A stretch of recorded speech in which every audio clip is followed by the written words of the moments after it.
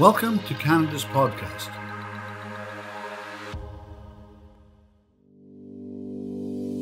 À la Banque Silicon Valley, nous aidons les entreprises canadiennes de technologies innovantes et des sciences de la vie à se développer. Si vous êtes prêt à passer à l'étape suivante, découvrez comment les solutions financières conviviales, les informations sur l'industrie et les connexions de la Banque Silicon Valley peuvent aider les fondateurs comme vous à faire avancer vos idées audacieuses rapidement.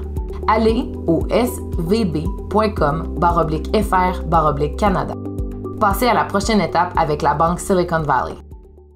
Puis pour le Canada's podcast, je suis l'animatrice pour la province de Québec avec Sandra 5 mars. Donc, Canada's podcast, qu'est-ce que c'est pour ceux qui l'ignorent? C'est un réseau d'entrepreneurs qui parlent aux entrepreneurs. On est partout au Canada.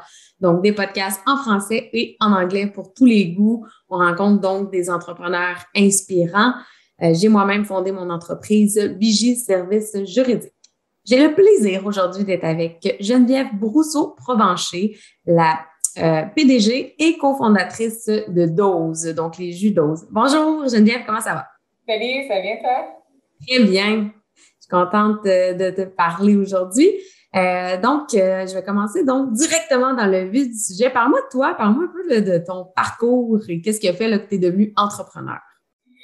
En fait, je dis maintenant, je suis devenue entrepreneur par hasard parce que, tu sais, la façon que c'est arrivé, c'était pas nécessairement prévu, mais tu sais, en même temps, je viens quand même d'une famille entrepreneuriale. Tu sais, j'ai une mère qui avait fondé son entreprise, qui était quand même à succès. Mon père qui est avocat, mais avait son propre cabinet pendant longtemps. Fait que, c'est deux entrepreneurs là, dans ma vie, mais j'ai quand même suivi le chemin traditionnel. Tu sais, j'ai fait finance à l'Université McGill, puis j'ai commencé à l'emploi. Fait que, c'était pas nécessairement dans ma tête de devenir entrepreneur. Fait que, quand je dis que c'est devenu par hasard, c'est parce que on est, moi et mon conjoint, en fait, là, qui est mon partenaire cofondateur, on s'est mis à s'intéresser d'une part à l'alimentation, de l'autre part à l'entrepreneuriat, parce que moi, je venais de commencer à travailler pour Frank & Oak, qui est une start-up, une montréalaise, en fait, qui faisait pas longtemps qu'il venait de commencer. Fait que j'étais un peu dans les débuts, là. Je pense que ça faisait 1 an qu'il existait. Fait que, tu sais, j'avais baigné dans ça. Fait que là, c'est comme si l'entrepreneuriat était revenu dans ma vie puis me donnait le goût un peu d'en apprendre plus. Puis en même temps, parallèle, puis la même chose pour mon conjoint. Puis en même temps, parallèle, on s'est comme intéressé à notre santé, tu sais, on se considère comme des personnes en santé puis qui voulaient toujours performer au travail, mais tu sais, j'avais des problèmes de digestion, je dormais mal, des problèmes de peau, puis tu sais, fait que je me demandais qu'est-ce qui me manquait, puis fait que je me suis bien éduquée là-dessus, j'ai lu un livre, on a fait même une cure de 21 jours là qui était un mix de tu sais solide mais cru avec jus, puis tu sais ça a changé notre vie littéralement, mais bref, on a vraiment aimé ça. Puis là, c'est comme on a voulu continuer avec les jus pour avoir le même feeling constamment, mais moi, j'étais vraiment tannée de les faire moi-même. Fait qu'en 2013, j'ai googlé voir s'il y avait pas une compagnie qui pourrait le faire pour nous, puis à ce moment-là, ben ça existait pas. Fait que dans un moment, tu sais, ces deux choses se sont rejointes, c'est de dire, on pourrait en apprendre sur justement l'entrepreneuriat, comment tester ton produit rapidement auprès d'un consommateur. Pourquoi pas utiliser comme produit, un produit qu'on aime beaucoup, qu'on fait nous-mêmes déjà, puis de tester voir s'il y aurait un product market fit là, qui dit auprès du consommateur. Fait que c'était vraiment une idée au début, un side project ou un side hustle qu'on dit. On s'est donné 2 mois, on a fait un site internet super rudimentaire, puis on a fait la liste de 80 personnes qu'on connaissait dans le centre-ville de Montréal, puis on leur a dit, vous allez recevoir 3 fois semaine, je me rappelle bien, nos 4 saveurs principales qu'on en a encore d'ailleurs. Si vous avez bien votre expérience, après 2 mois, payez-nous. Sinon, ben, tu sais, ça aurait été drôle, puis on va faire autre chose. Mais, évidemment, si j'en parle encore aujourd'hui, ça l'a évolué. Par hasard, tu sais, je savais pas où ça allait mener. C'était plus comme pour en apprendre. Puis finalement, étant un éternel optimiste et tenace, ben, la compagnie, elle a pris l'ampleur. Ça nous a assez gardé intéressés pour continuer jusqu'à temps que ça devienne trop gros qu'il faut que je laisse mon emploi à temps plein puis que je me lance 100% là-dessus. Puis après ça, on a levé du financement. Fait qu'on est rentré dans le modèle traditionnel d'entrepreneuriat à court de route, vraiment. Puis un jour, c'était plus vers 2015, c'est de 2013 à 2015 que l'on s'est assis pour s'est dit, OK, soit qu'on en fait une business, salut, ça c'est mon partenaire, soit qu'on en fait une business ou on partage un bureau, les joies du COVID. Soit qu'on en fait une business ou une business qui peut être internationale ou on arrête ça là. Fait que c'est là en 2015 qu'on a dit bon, on va en faire une grosse business, puis là, the rest is history, comme on dit. Mais moi, je trouve ça très cool parce que t'es parti d'un besoin, t'es parti d'un besoin que tu vivais, que t'es un produit que tu consommais, ça déjà en partant, c'était génial. Puis en plus, ce que je retiens, c'est que t'as commencé, comme tu dis, graduellement, là, à tester si ça marchait. Il y a beaucoup d'entrepreneurs, je pense que c'est un de leurs défauts, pas un défaut si on veut, mais ils sont tellement, on dirait, perfectionnistes, ils veulent lancer la grosse affaire tout de suite, les gros investissements et tout. Y aller petit pas comme vous avez fait, je pense que mais une très bonne façon, en fait, d'agir, c'est une bonne décision que vous avez prise. C'est très cool. Et, mettons, actuellement, ça ressemble à quoi?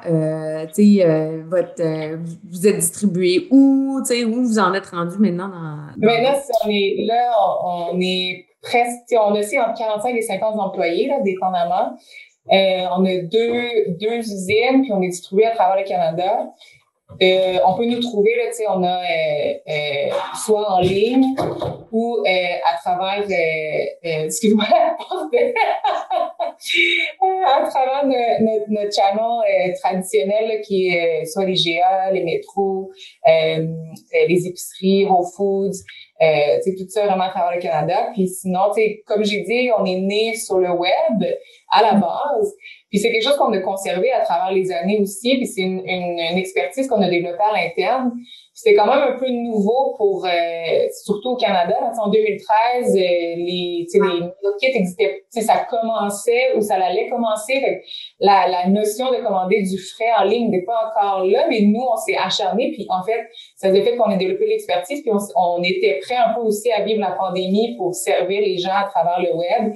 Ça nous a permis de connaître le consommateur, identifier les endroits qui avaient plus de croissance. Ça a influencé aussi notre performance en magasin. Fait que c'est vraiment cette stratégie-là qu'on a développée à travers le temps qui est un de nos points différenciateurs.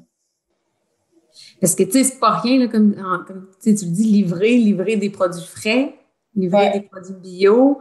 Ça va tout être un enjeu, Comment ça fonctionne? Comment ça a fonctionné? Vous êtes allé voir parce que la production de jus, entre autres, là, j'imagine que c'est pas toi, là, justement, dans ton salon qui est en train de... Tu ris, là, mais on l'a... Vous l'avez fait longtemps? La première année, on l'a fait dans notre condo, dans la cuisine de notre condo, avant qu'on ait une cuisine commerciale. On a été impliqués longtemps, peut-être même trop longtemps là, dans les opérations, mais oui, on a commencé... tu peux te l'imaginer, puis c'était nous là, qui faisions les jus. Hein. Fait que là, vous avez commencé de même, puis là, à force de la demande, là, vous êtes rendu quoi dans une... Que tu grossis, là, aussi tu as des normes, on ne vient pas d'un background alimentaire, mon projet non plus, les deux, c'était financier, lui avait été banquier avant ça, fait que rien, fait qu'on a appris à chaque étape, on a eu une croissance quand même exponentielle, mais on a quand même suivi, c'est ça, du condo à une cuisine commerciale. On a trouvé une cuisine commerciale qui était un bon entre-deux. Après ça, quand on s'est justement fait le business case, qu'on voulait avoir une business plus scalable, ben là, on a levé du financement. Et en 2016, on a closé notre premier financement qui nous a permis d'avoir notre usine à Saint-Hyacinthe, qui est le centre agroalimentaire. Puis aussi, par la fait des choses, c'est habituellement certains, puis maintenant plus encore, c'est des gens qui veulent lancer des produits en alimentaire. Il y a de plus en plus de compagnies qui spécialisent à fabriquer les produits pour vous. Ben, rester la compagnie, en fait, c'est juste un marketing, ils développent la marque, ils développent la distribution, etc. Fait que c'est beaucoup plus, mettons, normal de ce modèle-là, mais nous, ça n'existait pas. Il n'y a pas personne qui offrait le service de faire des jus comme nous, on voulait les faire. Il faut se rappeler aussi que le point unique de nos produits, c'est justement, c'est fait ici par nous, le processus complet. Il y a rien qui touche au jus, il y a pas d'additifs. C'est un produit fragile parce que c'est frais, c'est cru, c'est le plus proche que vous avez de le faire à la maison. Fait que l'industrie du jus, surtout en 2013, c'était plus les jus pasteurisés que ça fait longtemps qu'ils sont faits, où ils ont été le jus a été chauffé à des températures extrêmes, ce qui fait que presque plus rien, tu tues les enzymes, tu dégrades les vitamines, fait qu'il ne te reste pas grand-chose.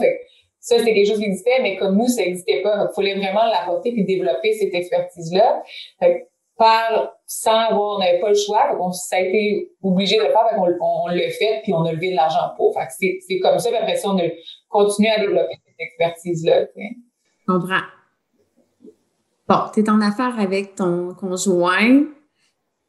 Tu sais, j'imagine que ça, c'est un passé du bien. Là. Ça faisait combien de temps que vous étiez ensemble quand vous avez décidé? C'est pas longtemps. On a commencé en 2011. Fait que, on a commencé ensemble en 2011, puis on a commencé l'entreprise fin 2013, mettons, tu sais. Fait que, à peine 2 ans, puis on venait, je pense que ça faisait 6 mois qu'on avait déménagé ensemble, hein, tu sais. Quand même! Ouais. Mais, on est vraiment, tu sais, j'ai vraiment bien tombé, là, tu sais, je veux dire, outre un excellent conjoint en affaires, ça marche très, très, très bien. C'est pas quelque chose qu'on avait prévu non plus, mais c'est vraiment parce qu'on a des personnalités ultra complémentaires. On n'est pas pareil. Fait que, tu sais, si on avait été deux personnes pareilles, je pense que ça n'aurait pas marché. Tu sais, puis je pense que dans plusieurs aventures entrepreneuriales, il y en a qui réalisent qu'il y a autant des amis que des conjoints, ben ça marche pas en affaires. Tu sais, fait. Mais nous, ça a vraiment bien fonctionné. On s'est vraiment naturellement séparé un peu les tâches. Et moi, j'ai pris plus développement de la marque, vente, des ressources humaines. Bon, les deux, on fait la stratégie, mais tu sais, la stratégie de mise en marché, etc. Puis lui, tu sais, avec il a vraiment travaillé en investment banking, fait vraiment, tu sais, bâtir des modèles financiers, etc. Fait tout ce qui était finance, il a pris ownership, puis plus tout ce qui était opérationnel aussi. Fait en ayant chacun nos tâches distinctes, c'est sûr que déjà à la base, ça diminue les conflits parce qu'il n'y a pas de overlap. Puis, tu sais, c'est quelqu'un, tu sais, moi, j'ai une personnalité plus comme out there, plus émotive, puis lui, c'est plus quelqu'un de comme, tu sais, qui se fout un peu ce que les autres pensent, tu sais, pas de façon négative, de la façon positive, dans le sens que, tu sais, il respecte les gens, mais tu sais, il sait sa vision, puis il se fait pas distraire, fait qu'il est vraiment quelqu'un qui peut, tu sais, me recentrer par rapport à ça. Quelqu'un qui a extrêmement confiance en lui, fait qu'il est jamais, tu sais, il n'y a pas de questions d'ego, de maman si, tu sais, fait tu sais, tout était là pour que ça allait bien les deux ensemble, fait on a été chanceux. Puis je peux pas dire qu'on a travaillé là-dessus, ça a vraiment été un heureux hasard, dans le fond. Un fit naturel. Ouais. Mais ça, c'est comme avec n'importe quel associé où, tu sais, en bout de la ligne, il faut que ça soit quand même complémentaire parce que c'est un peu le but de s'associer avec des gens, tu sais, avec des forces complémentaires. Ouais. C'est ça que tu dis que vous avez dans votre couple, fait que c'est clair que ça l'aide. Puis, comme tu dis, si vous étiez deux gourous marketing, il y a peut-être plus de chances que... C'est ça. C'est là, tu sais. C'est ça, fait que, ça vient. La même chose aussi, tu sais, avec tes employés, tu réalises, parce que, tu sais, en fait, le désir, je pense que le désir de la part des dirigeants, c'est que tu veux que tes collègues, tes employés restent avec toi le plus longtemps possible. Tu sais, c'est sûr que c'est pas facile de nécessairement filtrer et savoir qui peut avoir un fit, mais quand il y en a un, c'est le même principe. Tu faut chercher justement des aptitudes complémentaires que toi t'as pas, que tu as besoin d'aller chercher. Puis là, en plus de ça, ces personnes-là que ça fait une belle relation, puis là, tu crées une famille, mais c'est là que tu crées la force de l'entreprise. C'est vraiment la symbiose que tu peux avoir avec tous les employés, la famille, puis toutes les aptitudes différentes que tu vas aller chercher pour que tout le monde travaille à faire grossir la compagnie. Fait que, tu sais, c'est vraiment le même principe. Ouais. Ça, on va se le dire, en tout cas, je sais pas pour toi, mais c'est pas toujours évident. Moi, j'ai des employés qui, maintenant, sont très complémentaires, mais quand j'ai commencé en affaires, j'avais tendance à justement engager des gens qui me ressemblaient beaucoup. Ouais. Mais parce que c'est plus facile de dealer avec des personnalités qui nous ressemblent, mais à un moment donné, tu te rends compte qu'effectivement, la force d'une équipe, c'est complémentaire. Puis ça l'implique qu'il va y avoir des gens qui sont plus analytiques, il y a des gens qui sont plus introvertis. Il y en a qui... C'est des beaux challenges, effectivement, de bien s'entourer.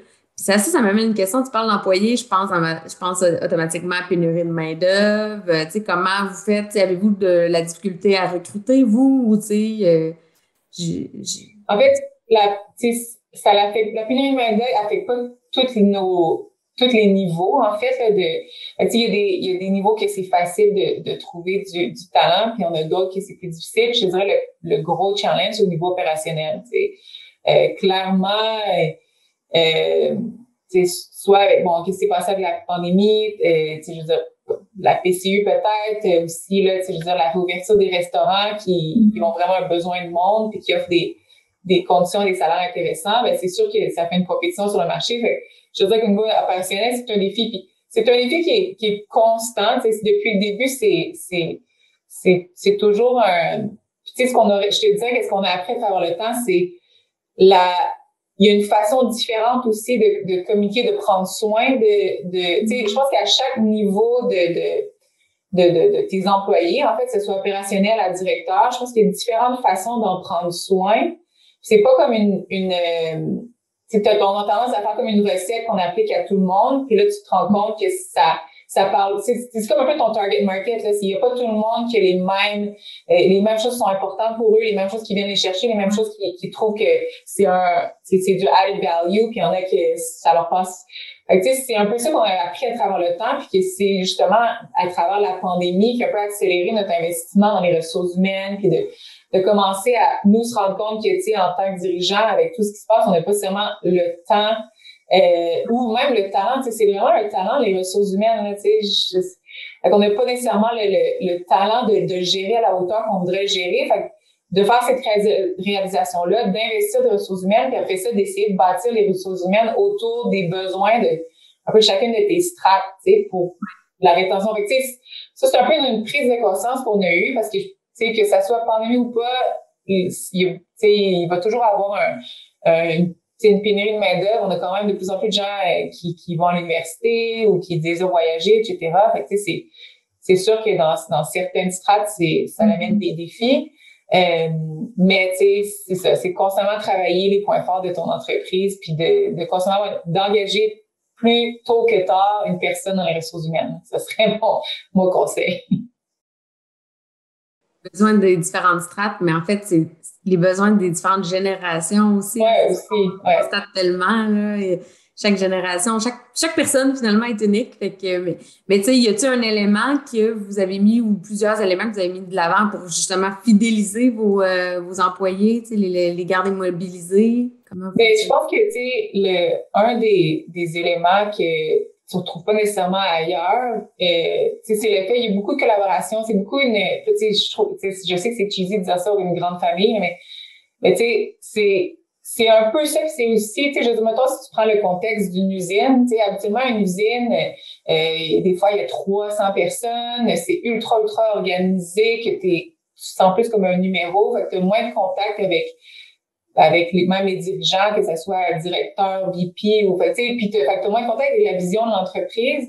Ce qu'on a essayé de faire, nous, c'est de miser là-dessus, fait que, tu sais, nous être plus, la pandémie, il y a eu des défis, mais tu sais, d'essayer avec la pandémie d'être plus présent, de communiquer minimum une fois par mois, tu sais, la vision de l'entreprise, les concours d'entreprise, tu sais, même dans l'usine, de créer un environnement qui, tu sais, qui se ressemble moins à un environnement d'usine traditionnelle, tu sais, fait, je veux dire, les gens ont accès à bon, évidemment, nos produits, mais il y a un frigidaire toujours rempli de nos jus.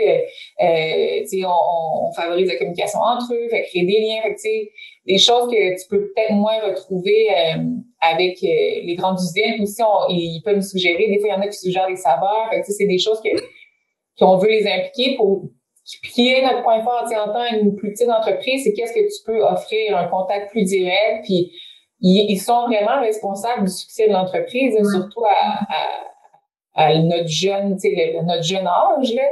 Et puis c'est eux qui font le produit. Maintenant, tu sais, c'est moi, Era, qui l'ai fait pendant longtemps, mais maintenant, tu sais, le flambeau est à eux. Puis à la fin de la journée, c'est le contact avec le consommateur, tu sais. Fait que c'est ça. Fait que c'est de les concentrer là-dessus puis leur rendre un sentiment d'appartenance aussi par rapport à ça. Puis que, tu sais, quand ils voient qu'on passe, bon, dans un podcast ou, tu sais, c'est un bonjour ou whatever à la télé, puis ils voient le jus, puis ils peuvent dire, c'est moi qui l'ai fait, ça. C'est ça qu'on veut qu'ils ressentent, parce que c'est vraiment ça. Fait que c'est là-dessus qu'on travaille, puis c'est qu'est-ce qu'on peut offrir. Tu sais, même aussi avec les directeurs puis les autres postes, on aime beaucoup des gens qui aiment se développer, qui aiment en apprendre, puis qui n'ont pas peur de grandir avec nous. Fait que on peut attirer justement des gens motivés qui, dans une autre entreprise, ils ont de la misère à aller dans le poste directeur parce qu'il n'y a pas assez de mouvement, etc. Mais nous, tu sais, on peut soit les aider à coacher puis les amener là ou leur donner autant de responsabilités, plus de responsabilités qu'il y aurait eu dans une grosse entreprise, puis de toucher à tout. Fait que, on attire un peu les gens qui ont comme la fibre intrapreneur, comme on appelle. Fait que c'est là-dessus qu'on mise, parce que c'est vraiment ça qu'on peut offrir. L'équipe de la Banque Silicon Valley au Canada peut vous aider à faire avancer vos idées audacieuses rapidement. en apportant une expertise mondiale aux fondateurs, investisseurs et innovateurs. Visitez svb.com/fr/Canada pour en savoir plus. Le sentiment de fierté, comme tu dis, de voir que l'entreprise va bien. Fait que si je comprends bien avec le frigo, là, votre équipe, le teint rayonnant, sont en santé. I like to think so, là. J'aime penser que oui, mais tu sais, ils ont tous les produits, là, s'ils n'ont pas déjeuné, ils ont un smoothie qu'ils peuvent ramasser. S'ils ont un petit dent d'énergie, ils ont un petit shot de gingembre qu'ils peuvent prendre. S'ils ont besoin de vitamines, ben, ils ont nos jus verts qui est notre marque de commerce. Fait que, c'est ça. C'est sûr que, tu sais, quand je vois, des fois, je vois des boissons énergisantes passer, je suis comme, non. Je vais chercher un jus, je fais comme, on va remplacer ça. On change. Ah, c'est hot. J'aime ça. On va tomber dans une question plus crunchy, là. Mettons, c'est quoi l'apprentissage? C'est l'erreur, l'apprentissage, un échec, une chose que tu ferais autrement?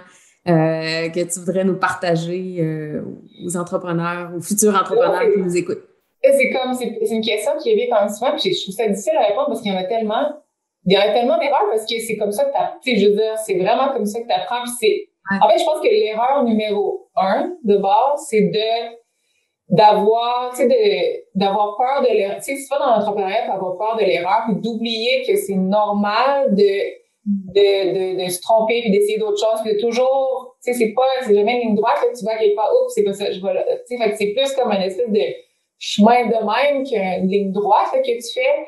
Fait que, mais si tu t'en vas dans cette expérience-là en pensant que, tu sais, ça va être clair puis ça va être plus demain, ça va être plus linéaire puis t'en feras pas autant d'erreurs, ben, tu mets de la pression inutile puis ça risque que tu finis en burn-out ou que tu lâches parce que tu trouves ça trop dur. Mais si tu vas dans cette expérience en disant j'apprends en faisant des erreurs et que c'est important d'en faire, là, ça te donne une perspective plus positive à tous les murs que tu vas te frapper c'est ça, les murs que tu vas rencontrer à travers ta progression. Fait que ça, je te dirais. Puis sinon, je pense que j'en ai parlé, mais c'est un sujet chaud, mais tu sais, de sous-estimer l'importance des ressources humaines, là, puis de sous-dépenser.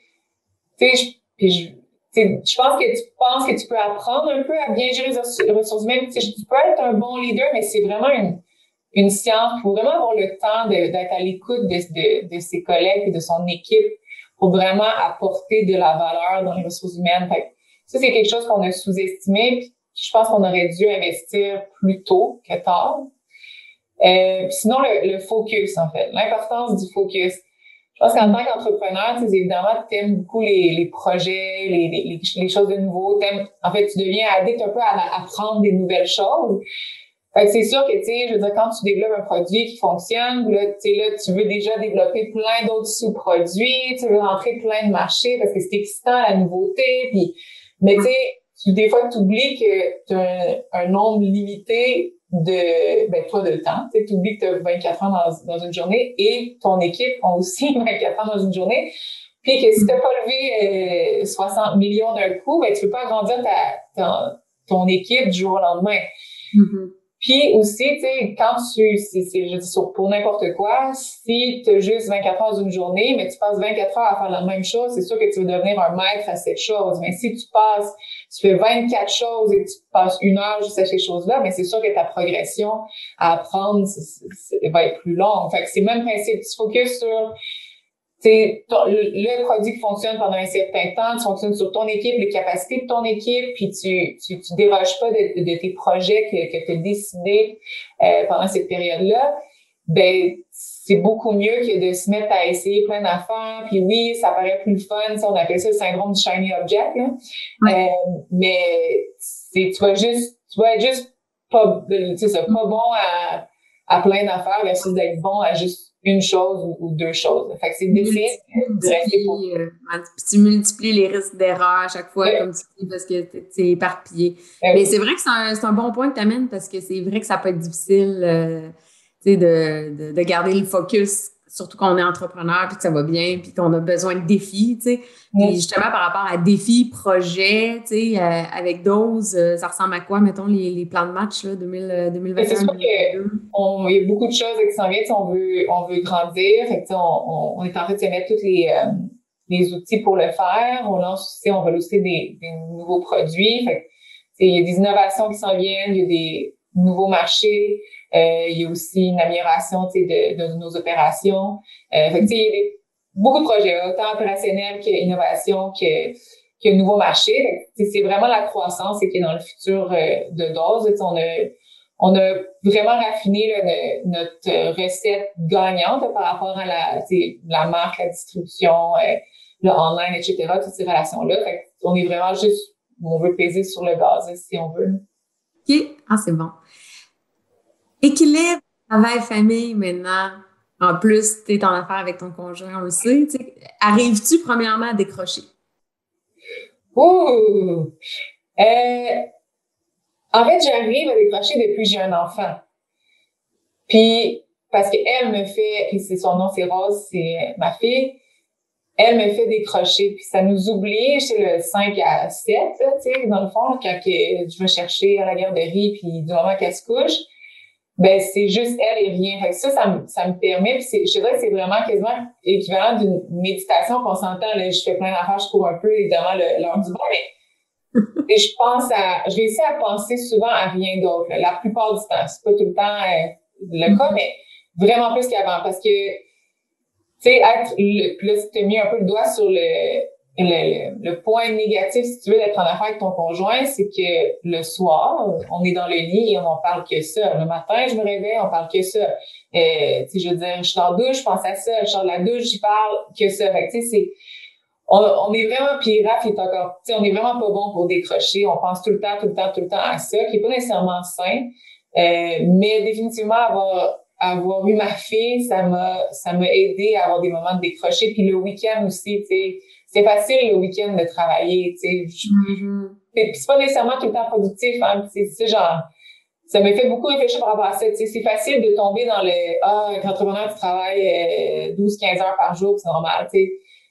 Pas nécessairement normal, tu as des périodes de crunch time, mais tu es supposé d'être capable d'être productif dans un certain temps, de prendre du temps pour toi, puis d'optimiser ton temps de ces façons-là. Puis le week-end, tu sais, je veux dire, tu peux prendre des appels, mais en ordre général, tu es capable de se dire, si j'ai 2 jours, ça veut dire qu'il faut que je maximise ma semaine, mais j'ai pas le choix. Mais quand t'as pas d'enfant, puis c'est facile de dire, ben, au pire, tu sais, je vais le faire ce week-end, ou je vais le faire samedi, ou je vais le faire dimanche. Puis là, finalement, tu sais, t'étires ton travail que tu aurais pu le concentrer dans une journée, mais ça te prend 3 jours pour le faire. Est-ce que c'était efficace? Je sais pas. Fait que, tu sais, je te dirais que c'est plus, avoir un enfant, ça m'a vraiment réorganisé par rapport à ça, puis ça a réorienté les priorités sur l'optimisation de ton travail. C'est pas une question de quantité, mais de qualité de ton travail. Oui, clairement. Parce que tu as tout à fait raison, un entrepreneur, des fois, va travailler 7 jours sur 7. Il a l'impression aussi de travailler 7 jours sur 7, mais là-dessus, il s'est pris un petit break par-ci, par-là, parce qu'à un moment donné, il est humain. Mais il aurait pu concentrer. Puis, quand t'es parti sur une autre idée, genre pendant une seconde, t'es fabulé, t'es passé ça, puis on préfère ça, puis t'es mis écrit des affaires, puis finalement, OK, mais là, il fallait que je fasse ça pour être, tu sais, fait le focus aussi, c'est plus facile t'as plus de temps pour rêver ou, tu sais, c'est ça te... Mais, tu sais, fais-tu, tu sais, à part, mettons, la vie familiale avec ta fille, tu sais, as-tu une autre activité? Je sais pas, moi, un sport X que tu fais. Tu sais, j'ai parlé, mettons, à Serge Beauchemin, lui, il fait des sudoku. Il y en a qui aiment lire. Tu sais, y a-tu quelque chose que tu fais autre que tu dis ça quand je fais ça, c'est un moment à moi? Ben, en fait, tu sais, j'aime lire, mais je te dirais que écouter des podcasts, c'est vraiment rentré dans ma vie d'entrepreneur dans les dernières années. Puis, ça me fait énormément du bien parce que j'entends, puis évidemment, j'écoute principalement des podcasts d'autres entrepreneurs ou d'autres personnes qui passent, bon, ceux qui ont passé à travers ce qu'on passe ou qui sont à différents niveaux, mais tu sais, j'en écoute souvent plusieurs par semaine, puis à chaque fois, ça me fait un énorme bien. Fait que c'est comme, ça fait partie quasiment de ma routine, là. Puis, je veux dire, avec l'usine à Saint-Hyacinthe, j'avais 45 minutes, 50 minutes de chemin à faire. Fait que, tu sais, à chaque jour, c'était un podcast différent, là. Fait que puis ça m'inspire à un gros niveau que là, mon équipe me dit, bon, qu'est-ce que t'as écouté encore, là, comme podcast? Et je leur écris plein d'avant, faut faire ça, blablabla. Fait qu'ils savent où c'est sûr que ça m'inspire énormément, où ça me calme un peu, parce que là, tu réalises que t'es pas le seul à passer à travers soit un moment difficile, ou des questionnements, ou tu sais, d'avoir fait certaines, erreurs, etc. Fait que ça fait du bien. Fait que c'est quelque chose qui est vraiment important pour moi. Fait que c'est peut-être que je vais te dire que je fais un sport extrême, mais non. Puis en fait, là, je suis enceinte de 30 semaines. Tu vois pas bien, là. De mon deuxième. Fait que, il va y avoir 2 ans de différence, un petit garçon. Fait que, Rose et Laurent. Mais c'est ça, fait que là, je fais pas du gros sport en ce moment, là, en toute transparence. Mais sinon, c'est pas mal ça. Sinon, évidemment, on adorait voyager, mais là, c'est à voir. Ouais, je comprends.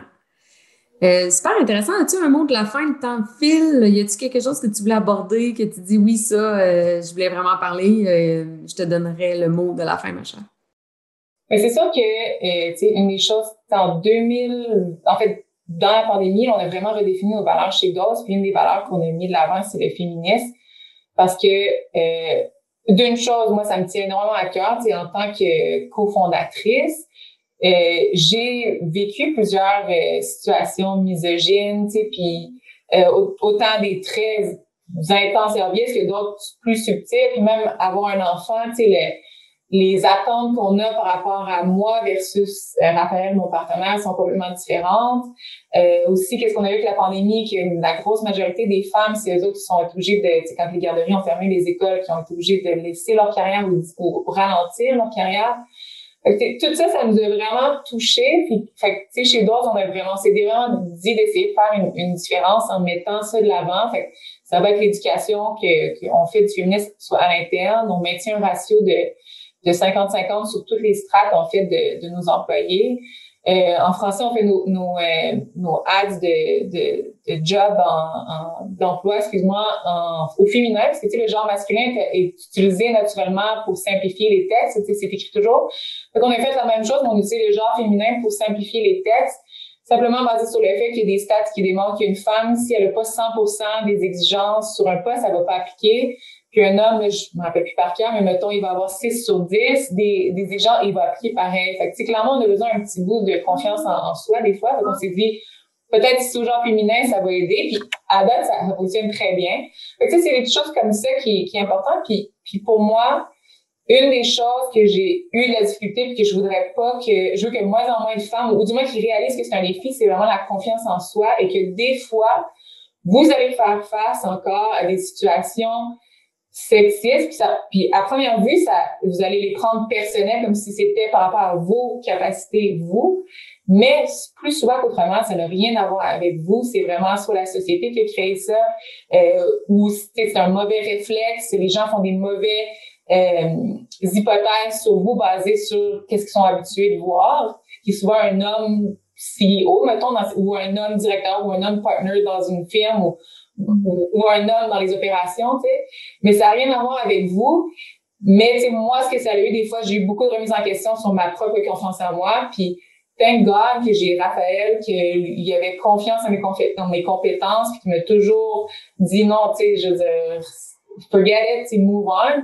Et tu sais, je voudrais pas, parce que notre but, c'est qu'il y ait de plus en plus de femmes entrepreneurs, de plus en plus de femmes à la tête d'entreprise, plus de femmes dans les boîtes pour on arrive aux 50-50, et que ça soit normal de nous voir, qu'il y ait moins de situations comme ça, d'hypothèses que c'est un homme qui devrait être à la tête d'entreprise, etc.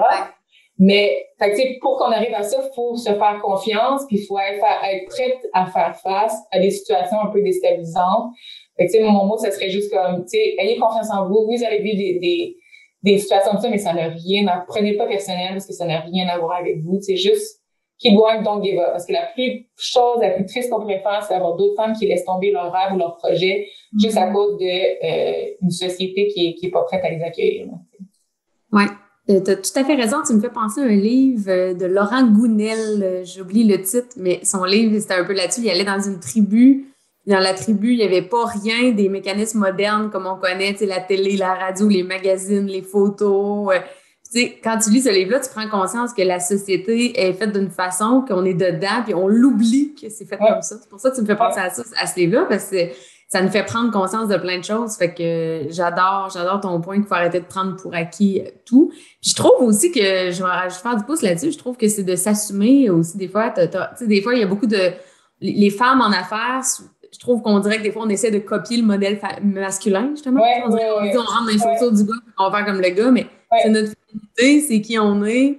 On la met à notre sauce à nous, tu sais. Fait que s'assumer. Oui, puis juste avoir des enfants, tu sais, je veux dire, on n'est pas habitué de voir une femme enceinte aller relever du financement, tu sais, ou une femme enceinte CEO, tu sais, je pense que quand tu parles ou tu sais, dirigeant, ou tu sais, quand tu penses à des grosses positions, des fois la première image, puis que tu sois la plus féministe, des fois la première image que tu vois dans ta tête, c'est soit un homme ou une femme, mais souvent pas d'enfants, qui workaholic, puis que, tu sais, c'est ça, mais c'est pas ça, là, tu sais. Puis la pandémie nous a montré, on a vu beaucoup l'arrière-scène des gens, on a vu des enfants, puis tu sais, c'était excellent, mais c'est ça, il faut de plus en plus voir, de dire que, tu sais, c'est ça que ça va avoir l'air maintenant, là. Tu vas avoir des femmes, tu vas avoir de la diversité, tu vas avoir des femmes enceintes, tu vas avoir des femmes avec des enfants, pas d'enfants, des hommes super impliqués qui vont prendre des congés de paternité, parce que ça, c'est une autre affaire. On assume encore que c'est juste la femme. Puis moi, quand je dis qu'on partage un congé de maternité, les gens se disent « Ah ouais, il peut faire ça. »